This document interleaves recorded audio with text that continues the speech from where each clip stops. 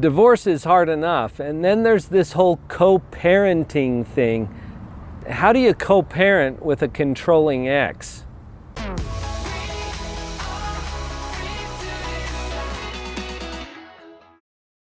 Co-parenting is one of those challenging issues that comes up after a divorce. Two households now, different parenting styles. It's a tough kind of a situation to be in. I think where we start today, folks, is we're going to adjust our goal a little bit. The word co-parenting kind of implies that we're going to work together. We're going to be on the same page. We're going to collaborate. It has this feeling of teamwork, and that sometimes is an unrealistic goal after a divorce. So the adjustment that I would suggest is that we change our expectation just a bit. Let's not get too hung up on whether someone's going to co-parent with us or be a reasonable partner in raising these kids.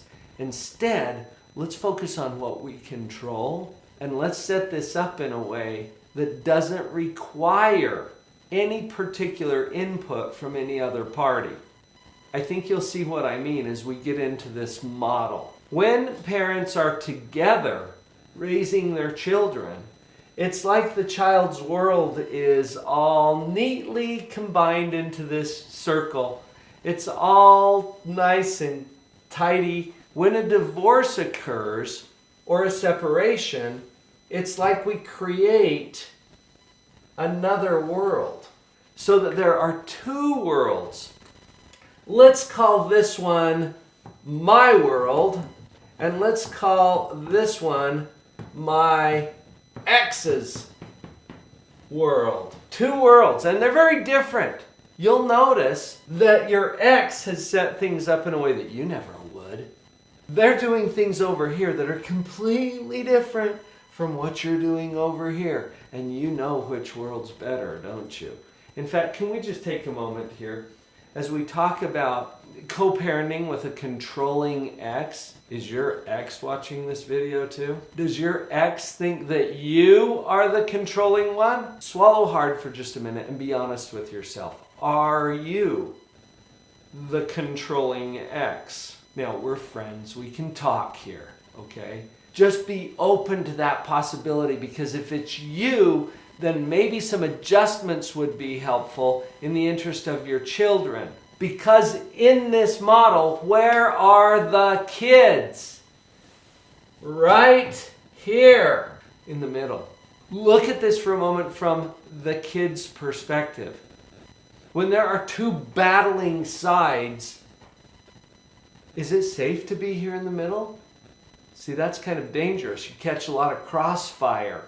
The kids exist in your world, and in your ex's world, they have to find some way to peaceably exist in both worlds. So I've got 5 specific strategies for you today on how to co-parent effectively with that controlling ex. And hopefully your ex is watching this too. Number 1, stay focused on the kids and what their experience is. Remember, they are here in the middle. Can I just tell you real quick about a case that I handled years ago when I was doing child custody evaluations for the court? I had a family where mom lived in Europe. Dad lived in the United States. So can you see these two worlds have completely separated? Mom spoke German. Dad spoke English.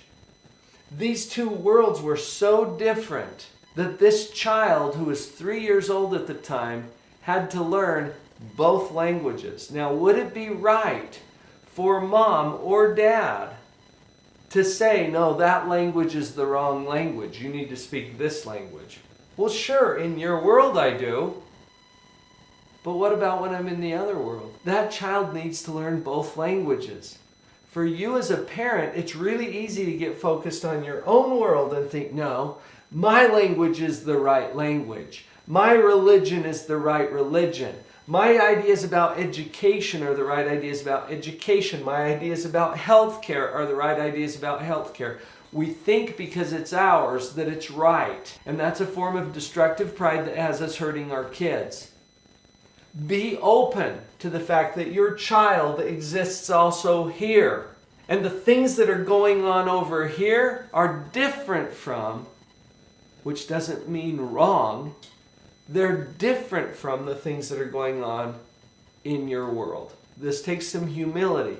But tip number 1 is to stay focused on the children and what their experience is. Strategy number 2, create the best world possible in your own world.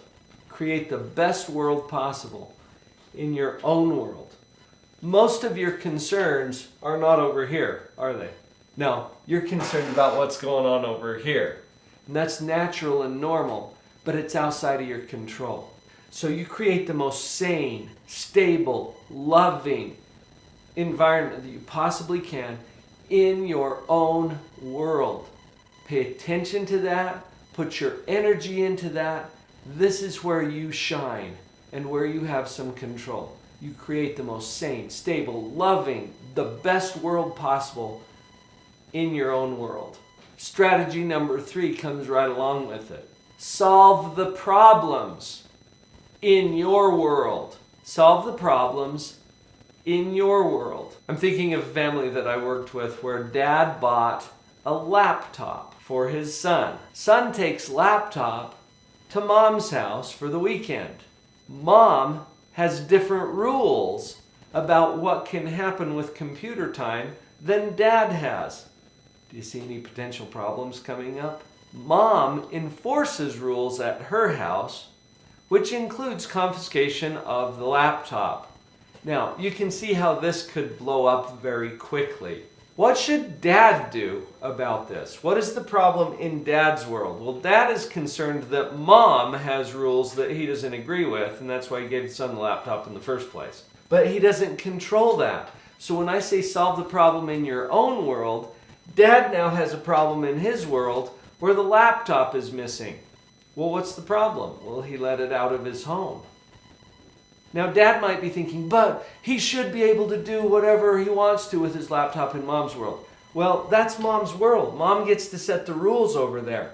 The fact that kid took the laptop to mom's house is a problem now for dad because the laptop is missing. Okay, do you see how this could have been avoided if dad would have solved the problem in his own world? Don't send the laptop. The laptop stays here. Well, now son's going to say, well, but it's my laptop. I want to do whatever I want to.